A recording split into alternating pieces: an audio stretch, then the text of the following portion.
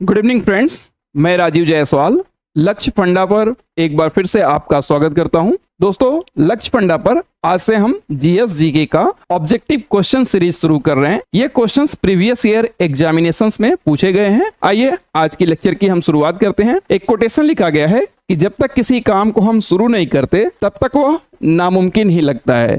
अगर आप किसी भी काम को करना चाहते हैं तो पहले शुरुआत करिए। एक कहावत ये भी कही जाती है कि वर्क विल टीच यू, काम आपको बताता है कि काम को कैसे करना है। तो अगर आप कोई भी चीज जब शुरू करते हैं तो वो धीरे धीरे सीखते जाते हैं। आइए हम अपने क्वेश्चन सीरीज पे चलते हैं। पहला क्वेश्चन है, मौलिक अधिकार भारतीय संविधान में उल्लिखित है। ये क्वेश्चन जो है एसएससी के एग्जामिनेशन में 2017 में पूछा गया है। तो मौलिक अधिकारों की संख्या यहाँ पे पूछी जा रही है। तो अगर हम फंडामेंटल राइट्स की बात करें तो मूल संविधान में हमारे यहाँ 7 फंडामेंटल राइट्स था, लेकिन 44th कॉन्स्टिट्यूशनल अमेंडमेंट यानी 44वें संवैधानिक संशोधन से एक फंडामेंटल राइट्स को हटा के उसको विधिक अधिकार बना दिया गया, कॉन्स्टिट्यूशनल राइट बना दिया गया और उसको आर्टिकल नंबर 300A में रखा गया और इसको हम कहते हैं राइट टू प्रॉपर्टी। ये जो राइट टू प्रॉपर्टी को ट्रांसफर किया गया था 44th कॉन्स्टिट्यूशनल अमेंडमेंट एक्ट जो कि 1978 में लाया गया था, उससे उस फंडामेंटल राइट्स को ट्रांसफर करके हमने विधिक अधिकार बना दिया था। तो जब 7 फंडामेंटल राइट्स में से